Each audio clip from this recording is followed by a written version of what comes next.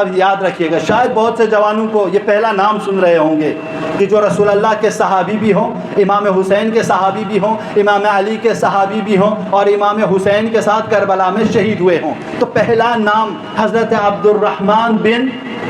عبد الرب خزرجی انصاری ان کا لقب ہے، چونکہ وہ مدینہ کے خزرج علاقے سے تھے، اس لیے خزرجی ان کو نام رکھا گیا۔ انصاری تھے،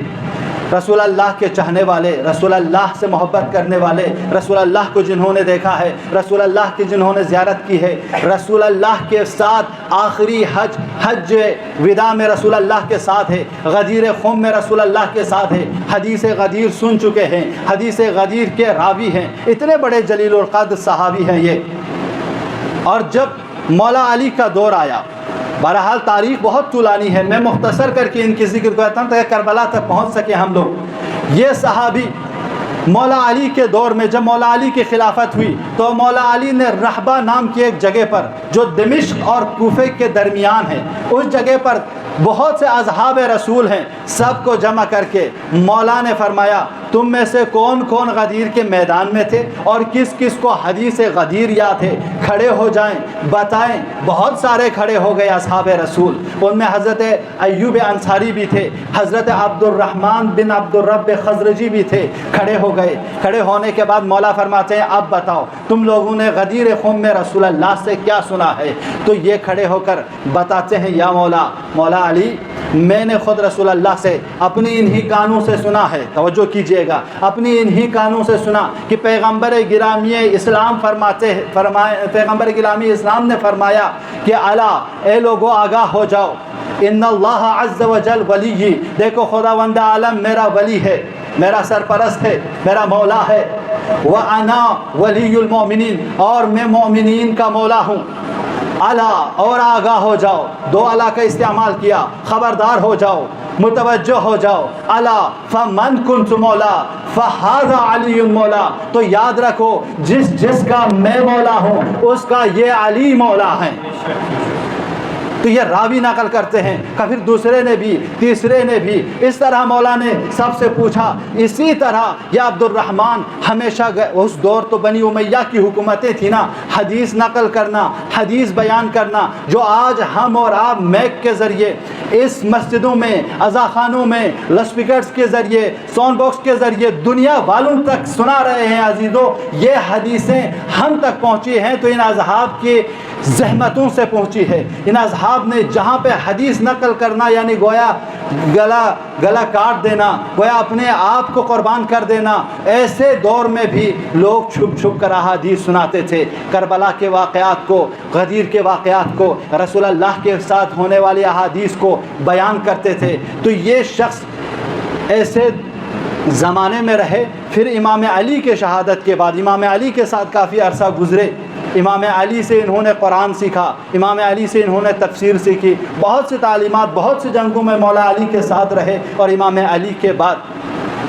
یہ امام حسن کے ساتھ رہے، پھر امام حسین کے ساتھ رہے، امام حسین کے بعد امام حسین کے ساتھ پہنچے کربلا میں۔ اور کربلا میں جب پہلا حملہ ہوا ہے اشقیاء کی طرف سے تو سب سے پہلے یہ شخص گئے ہیں، یعنی بہت سے اصحاب پہلے یہ حملے میں شہید ہوئے ہیں، ان میں سے ایک حضرت عبد الرحمن بن عبد الرب ہیں جو شہادت پر فائز ہوئے ہیں۔ تو یہ صحابی رسول تھے جنہوں نے امام حسین کے رکاب میں رہ کر جنگ کی اور شہادت پر فائز ہوئے ہیں جوان۔ دوسرے صحابی حضرت انس بن حارث ہیں، حضرت انس بن حارث کاہلی، ان کا نام بھی یاد رکھیے گا۔ یہ ان کے والد سب پیغمبر گرامی اسلام پر ایمان لا چکے تھے، پیغمبر گرامی اسلام کو دیکھ چکے تھے، پیغمبر گرامی اسلام کے ساتھ تھے، کہیں میدانوں میں، کہیں جنگوں میں پیغمبر گرامی اسلام کے ساتھ، جنگ خیبر میں، جنگ حنین میں، سعد میں پیغمبر کے ساتھ انہوں نے جنگ کی ہے، اتنے جلیل القدر صحابی ہے۔ اور انہوں نے پیغمبر سے یہ روایت بھی سنی ہے کہ پیغمبر نے فرمایا تھا کہ ھذا ابنی، یہ میرا بیٹا حسین، یہ میرا بیٹا حسین ہے، یقتل بارض، زمین پہ، ایسی زمین پہ ان کو شہید کیا جائے گا یقال لہا کرب و بلا، جسے کرب و بلا کہا جاتا ہے۔ اس کے بعد کیا کہتے ہیں، فمن شہید منکم، تم میں سے کوئی اگر اس زمانے میں ہو فلینصرہ، تو ان کی مدد کرنا۔ یہ روایت وہ خود اپنی کانوں سے سن چکے ہیں اور نقل کر رہے ہیں دوسروں سے۔ اس کے بعد مولا علی کے ساتھ بھی کئی جنگوں میں شامل ہیں۔ جنگ صفین میں مولا علی کے ساتھ ہیں، جنگ صفین سے واپسی پر مولا علی کے ساتھ ہیں اور کربلا میں پہنچے ہیں۔ جب کربلا میں پہنچے تو مولا علی نے اپنے تمام اصحاب کو روکا، ان میں سے حضرت انس بن حارث بھی ہیں، وہ سب بھی رکے۔ مولا نے 2 رکعت نماز پڑھی، نماز پڑھنے کے بعد اصحاب سے مخاطب ہو کے کہا پتہ ہے یہ زمین کون سی؟ کہا مولا بتائیے کون سی زمین ہے؟ کہا یہ وہ زمین ہے جہاں پہ میرے حسین کے ساتھ میرے حسین کے ساتھیوں کو یہاں پہ شہید کر دیے جائیں گے۔ یہ وہ زمین ہے جہاں پہ جوگ در جوگ لوگ جنت میں چلے جائیں گے۔ اب یہ بھی اس نے اپنے کانوں سے اس زمین کو دیکھا ہے، وہ احترام اسی پوزیشن پہ اسی جگہ پہ لے جا کے مولا نے یہ حدیث انہیں بتایا ہے، یہ بھی ان کو یاد ہے۔ عزیزو یہ صحابی پھر بنی امیہ کا دور ہے، احادیث کو بیان کرنا اور امام حسین اور اصحاب حسین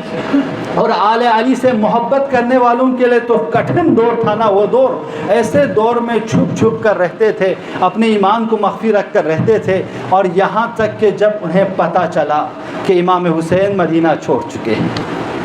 مدینہ چھوڑ چکے ہیں اور مدینے سے عراق کی طرف آ رہے ہیں، تو ان کو یہ دونوں روایتیں یاد آ گئیں۔ تو انہوں نے کہا میں نے تو خود رسول اللہ سے سنا ہے کہ میرے حسین کو عراق میں زرزمین کربلا میں شہید کر دیں گے۔ میں نے خود مولا علی کو اسی جگہ پہ ہمیں فضائل بیان کرتے ہوئے شہدائے کربلا کی سنا ہے کہ یہاں پہ کربلا میں امام حسین کے اصحاب و انصار کے ساتھ امام حسین کو کربلا میں شہید کر دیں گے، لہٰذا اپنے تمام اہل و عیال کو، اپنے غلاموں کو، سب کو لے کر کربلا کے میدان میں کربلا کے واقعے سے 1 مہینہ پہلے آیا،